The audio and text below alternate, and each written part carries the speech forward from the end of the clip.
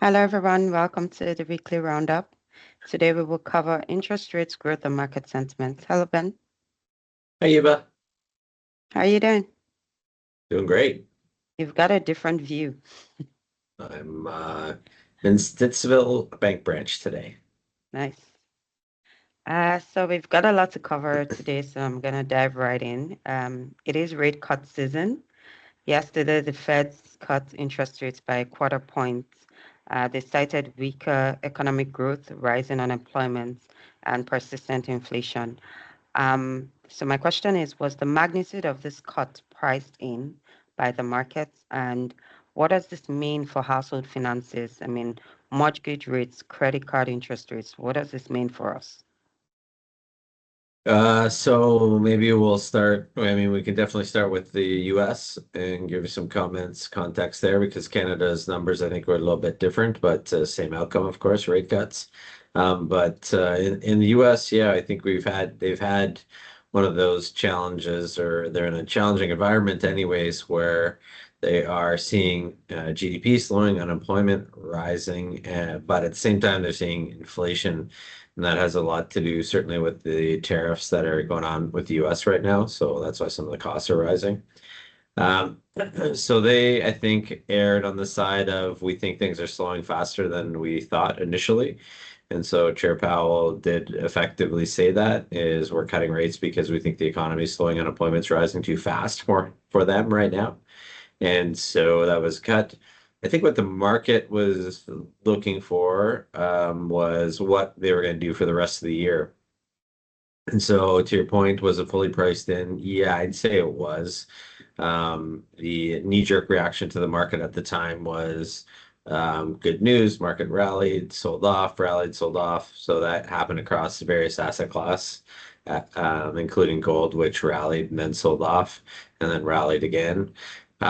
So the notes, or at least the notes I took from Powell, was that we expect another two cuts in the US this year. Is it going to be 50 at the next meeting or 25-25? I think we'll see as their data comes out. There was a few dissenters that thought they should have cut more and more aggressively. So those are probably more connected to the Republican administration that wanted to stimulate faster. And so that was a bit of a surprise. But yeah, in the US, I'd say those are kind of the issues they're dealing with. And then bring it back to how does this apply to Canadians on the Canadian side, is the Bank of Canada chose to cut as well. So inflation is well within line in Canada, and GDP is slowing, and the unemployment numbers rose as well. So they don't have Canada doesn't have the same inflation stickiness, which we'll look at one of the slides when we go through the deck. But they don't have the same issue, I'd say, that the US is having right now. And just before we go to the next question, you just asked about what does it mean for investors and everyday individuals. So in the US, we saw because rates came down, we saw mortgage starts up 60% month over month. So with rates coming down, at least on the long end, you see people coming to refinance their houses and such. Okay. Uh, just a bit more on the Canadian side. The governor of the Bank of Canada said he wasn't expecting a recession, provided the US tariffs stay steady. Mhm. What are your thoughts on this? How realistic is this outlook? Yeah, I think it's a great question, and it's something that I guess battled with a little bit to some extent, at least in Canada. And I think probably we're in a recession already. At least we have recessionary numbers and recessionary employment numbers too. So I think maybe we're in the midst of it as opposed to are we heading towards it? And so the easier financial conditions is better for all Canadians that have any, mortgages, debt, any type of things like that. So that would be a positive. So I don't know if we're heading towards it. I think we're probably in it. Whether the numbers have two negative GDP prints or not, I think is irrelevant because if you look at the numbers, consumers are stretched and you're seeing unemployment rising at the same time. Those two things show that your economy is struggling. Whether we're above or below the recessionary numbers, I think is a secondary question at this point. Yeah. Some interesting news this week. China has reportedly banned the use of NVIDIA's AI chips.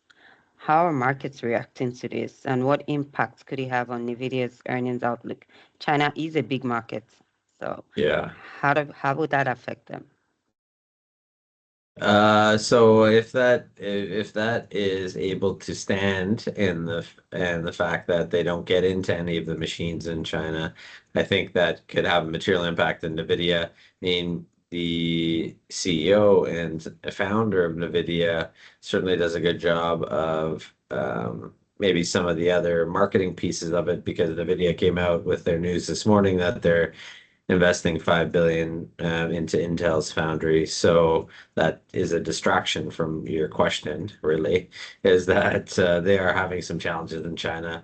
I don't know exactly how it's going to play out, but it would definitely be a drag if they're not able to get their products in there.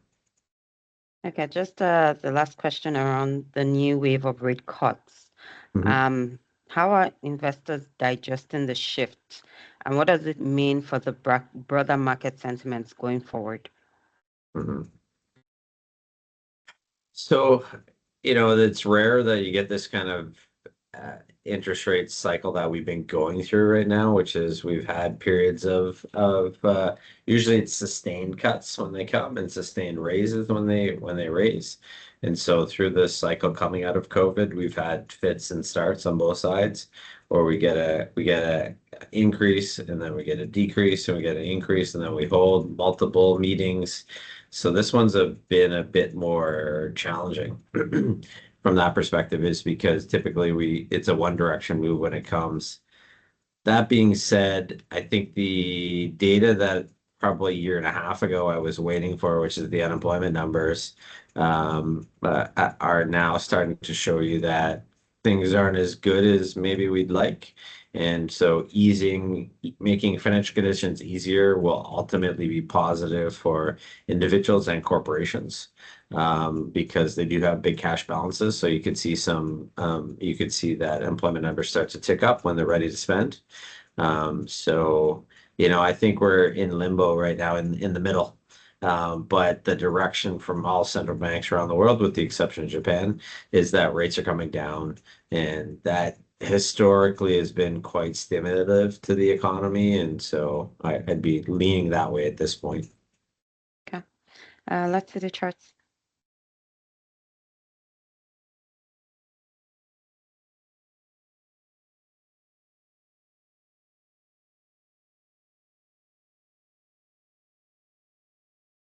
Well, just get them shared. I thought they were teed up, just they dropped behind the slide here. Sure. All right, got them now.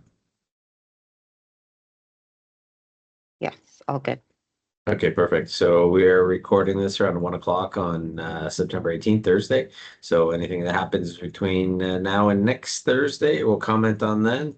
But yeah. So I dig into a few more of the things that we were talking about, just rates and sequence and inflation and such. I think these are important things that we need to pay attention to. So this first one is, to your point, Eva, what does it look like going forward? This is a rare type of event where you get this is a hold, a cut, and a hold, and so then back to a cut now. So we haven't had many types of these historically. And you look at the two highlighted areas there, January 2015, July 2015. So we had similar where they're cut followed by a hold. We actually had a market event in December of 2015 where markets dropped about 25%. So this the past type of events we've had like this, at least in tracking purposes, there's been cracks that have formed in the system, and so I think Powell will be watching that quite closely. He was there at this time, so he would know what to do in this type of event. But I think it's important to think cut, hold, and then do they start to continue down the cutting path or do they go back on hold? It is quite choppy in the markets and economy when that happened historically, but I think as I say, it's a rare event and it's something I think we need to be a bit conscious of when we're thinking about what could potentially happen in the markets at this point. So this isn't inflation data coming out of Canada. I think it's great and interesting to look at. I mean, inflation, as you know, is a month over, or sorry, a 12-month rolling number. So every time the previous month rolls off, a new one kicks in. And so where you look at the 12 months ago, headline inflation was 2%. Currently, right now, you're looking at just 1.9%, so just below 12 months ago. It does feel like things are higher inflationary when you look at this. It shows you that, inflation's kind of within that band that they'd look at. The that August 25 number, though, I think is the most important one. Yeah, the other place is we look near the bottom of this is this would be gas and fuel. So year over year, 12 months, and 12 months ago -5 as well. So, when we look at this, we're starting to see this number be a big drag on that CPI. So I think it's important just to look at the breakdown, see where it's happening. Energy's been a big place where it's been reducing. There's a bit of a feeling on food and shelter that it's been quite high. Yeah, it is quite high relative to where we'd like to be, but still coming down to that kind of 2-3% level, which I think is important to watch from a whether we're trending higher or lower. So also further to the comment just about what has happened with rates coming down. So we did a presentation a couple weeks ago just on this. And so mortgage refinancing demand spikes nearly 60% as interest rates drop sharply. And so a couple weeks ago when rates were at 4.9%, it was a bit tough because people were borrowing at 7.5, 8% in the US, and this is US numbers. And so you had the refinance numbers spike materially after a 40 basis point drop in the long rates in the US. So that's a big move, and we're starting to see it pick up here. And so I think that'd be interesting to watch. And something when I say the Federal Reserve is looking at further cuts, this has something to do with that. And if the US economy is slowing, the long end of that curve should flatten out at this point. And so that'll be a key piece to watch. So this is a great piece from ISI Evercore around what happens when valuations are at a certain level. And so I think it's really relevant given the fact that we've been hovering around this 25, 26 level in the S&P. So this is an earnings number, price earnings multiple. And so what happens historically on the back of elevated valuations, and so I think it's great to look at it about and see where the potential opportunities and or risks are. The rate cut is starting now. Markets are at elevated levels, so you'd think typically when we've had this in the past, you've had markets down when rate cuts have started, but we're starting for a point where elevated price earnings, plus we're having this rate cut cycle starting. Where do you want to be? This breakdown here on the left side of the page kind of shows where the opportunity set has been, at least historically, when rates start getting cut. And so if you look at this as trading, valuation, leverage, profitability, buyback, those would be kind of the four key areas where historically have returned quite well as rates started cutting when markets were at elevated levels. So interesting chart to think about what do you do at this point. The opinions expressed in here do not necessarily reflect those of National Bank Financial. If you have any questions, certainly feel free to contact me or your advisor. I'm happy to give you an update and comments around if any of the things we talked about today are appropriate for your risk level. Okay, thank you, Ben. Yeah. So what's on the agenda for next week?